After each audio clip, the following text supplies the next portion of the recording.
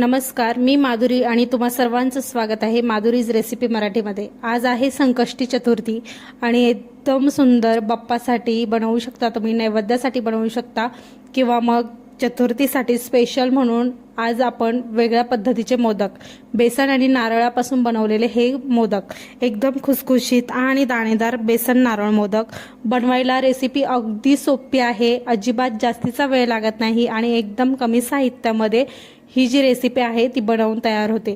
दिसायला मोदक जितके छान दिसतायत, खायला देखील इतके अप्रतिम लागतात। अजिबात बेसनाचे लाडू जसे आपण बनवतो तसे लागत नाही, याची टेस्ट थोडीशी वेगळी लागते आणि खूप सुंदर आहे। तुम्ही मोदकाचा आकार बघू शकता, यासाठी आपण एका मोदकाचा जो साचा असतो त्याचा वापर केलेला आहे आणि इतके सुंदर मोदक या ठिकाणी आपण बनवलेले आहे। हे बनवण्यासाठी खूप कमी साहित्य लागतं आणि खूप कमी वेळ लागतो, जास्तीची झंझट अजिबात नाही आहे।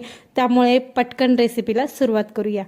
या ठिकाणी तुम्ही बघू शकता, मोदक जे आहे ना, लहान मुलं सुद्धा खूप आवडीने खातात आणि असे मोदक जर लहान मुलांना दिले ना तर त्यांना खूप आवडतील आणि मोठ्यांना सुद्धा खूप आवडतील। प्रसाद म्हणून सुद्धा तुम्ही वाटू शकता किंवा मग आज तुम्ही नैवेद्यासाठी सुद्धा बनवू शकतात।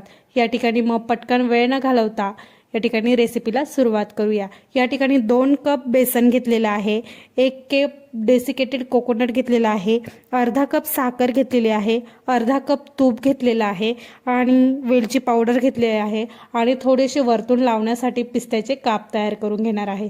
आता सर्वात आधी काय करायचं, कढई गॅसवरती ठेवायची गरम करायला आणि गरम झाल्यानंतर त्यामध्ये 2 चमचे ते 2.5 चमचे तूप टाकून घ्यायचं। यासाठी काय करायचं, सर्वात आधी प्रथम म्हणजे तूप जे आहे ना पूर्ण एकदाच टाकायचं नाही, थोडं थोडं करून आपण तूप या ठिकाणी टाकणार आहोत। 2 कप जे बेसन आपण घेतलेलं आहे ते या ठिकाणी मी तुपामध्ये टाकून घेतलेलं आहे, तुम्ही बघू शकता। आणि व्यवस्थित आता एकदम कमी गॅसवरती ही प्रोसेस करायची आहे आणि तुपामध्ये हे जे बेसन आहे ते एकदम खरपूस रंग येईपर्यंत भाजून घ्यायचं आहे। या ठिकाणी बघू शकता, गॅसचा फ्लेम जो आहे ना तो कमी ठेवायचा, म्हणजे काय होतं, गॅसचा फ्लेम जर वाढवला तर तुमचं बेसन जे आहे ते करपू शकतं आणि त्यामुळे त्याच्या टेस्टमध्ये पण परिणाम होऊ शकतो।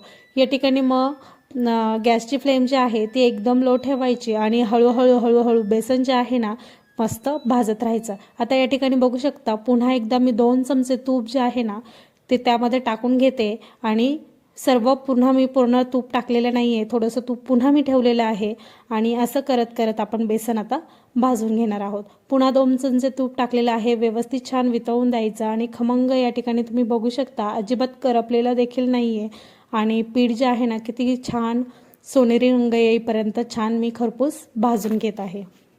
या ठिकाणी साधारणतः 3 ते 4 मिनिटं झालेली आहे आणि 3 ते 4 मिनिटानंतर आता तुम्ही जे कढईमध्ये जे बेसन तुम्ही मिक्स करताय त्यामध्येच आपण जे कपामध्ये बेसन घेतलेलं होतं अर्धा कप, त्यामध्ये थोडंसं आपलं तूप जे आहे ते राहिलेलं आहे। आता ते राहिलेले तूप पूर्ण आपण बेसनमध्ये टाकून घेऊया। याने काय होतं, एकाच वेळेस सर्व अजिबात तूप टाकायचं नाही, एकाच वेळेस टाकलं तर मग बेसन जे आहे खूप परफेक्ट प्रमाणात भाजलं जात नाही। त्यामुळे थोडं थोडं करत असं बेसनमध्ये जर तूप टाकत गेलं तर बेसन पण खूप सुंदर असं खरपूस भाजलं जातं। या ठिकाणी बेसनाचं जे पीठ आहे ते तुम्ही बघू शकता, आता हलकंसं पातळ व्हायला सुरुवात होईल, पण अजिबात घाबरण्याची गरज नाही आहे। हे सर्व बेसन जे आहे आणि डाळीचे पीठ जे आहे ते भाजण्यासाठी साधारणतः मला 10 ते 15 मिनिटं या ठिकाणी लागलेले आहेत। बेसन जे आहे ते पातळ झाल्यानंतर घट्ट व्हायला सुरुवात होते आणि या ठिकाणी तुम्ही बघू शकता एकदम छान घट्ट व्हायला लागलेला आहे। पेड्यासारखं जे बॅटर असतं सेम त्या बॅटरसारखं बेसन जे आहे आपलं या ठिकाणी घट्ट झालेलं आहे।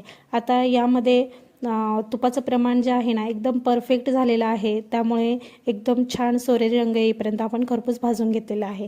आता 2 वाटी बेसनसाठी आपण 1 कप डेसिकेटेड कोकोनट वापरत आहोत, एकदम त्यामध्ये टाकून घ्यायचं आणि व्यवस्थित मिक्स करायचं।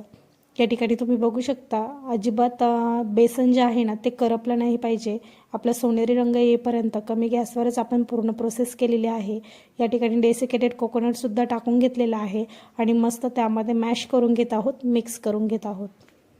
आत्ता डेसिकेटेड कोकोनट टाकल्यानंतर असं भुरभुरीत जे मिश्रण आहे ते वाटतंय, पण मग थोड्या वेळाने भाजत राहिल्यानंतर थोडंसं हलकंसं मऊसूत या ठिकाणी बॅटर जे आहे, मिश्रण जे आहे ते बनायला सुरुवात होते. या ठिकाणी साधारणतः 1 ते 2 मिनटं व्यवस्थित परतवून घ्यायचं आहे.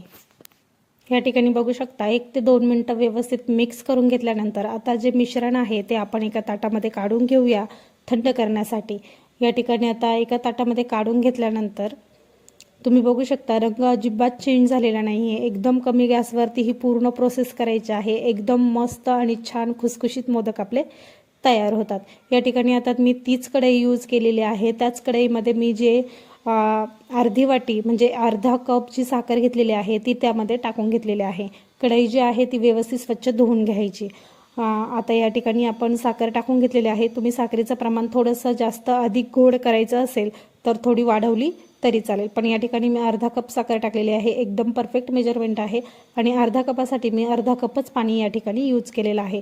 जर पाण्याचं प्रमाण तुमच्याकडून जास्त झालं तर साखरेचं पाक बनवण्यासाठी खूप जास्तीचा वेळ लागतो. त्यामुळे काय करायचं, प्रमाणातच पाणी टाकायचं. एक तार होईपर्यंत आपल्याला या ठिकाणी पाक तयार करून घ्यायचा आहे. अर्धा कप साखर जर तुम्हाला जास्तीचं गोड हवं असेल तर तुम्ही 1 कप साखर टाकली तरी चालेल. या ठिकाणी तार बघू शकता, थोडीशी तार यायला लागलेली आहे आणि ह्याप्रमाणे आपला पाक जो आहे तो आधी बनवून घ्यायचा आहे.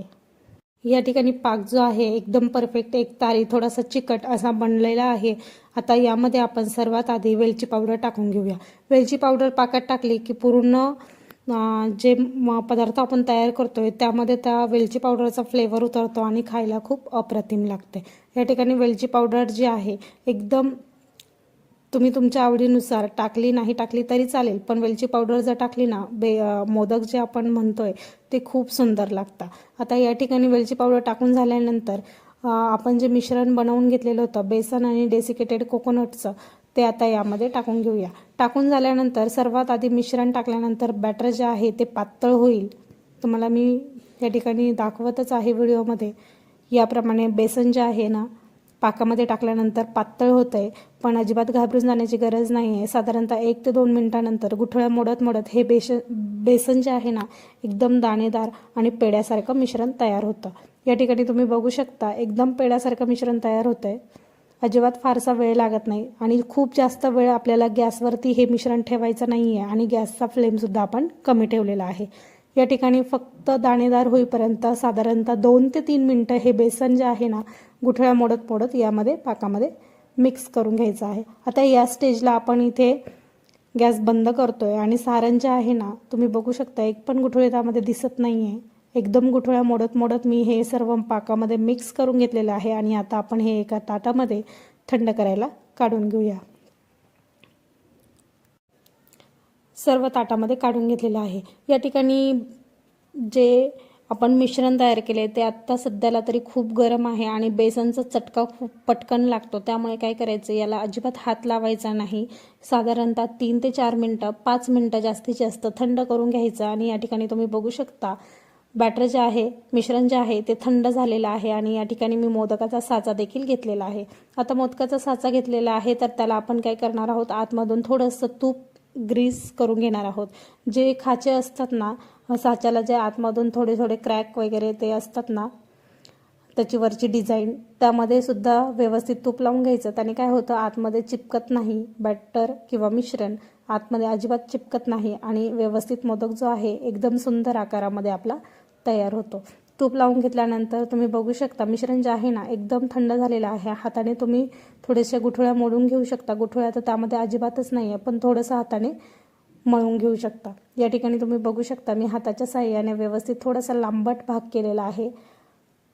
लांबट केल्याने काय होतं, थोडंसं असं लांबट करायचं म्हणजे पूर्ण टोकापर्यंत आपलं सारण जे आहे ना मोदकाच्या साच्याच्या टोकापर्यंत पोहोचतं आणि मोदकाचा आकार एकदम सुंदर दिसतो.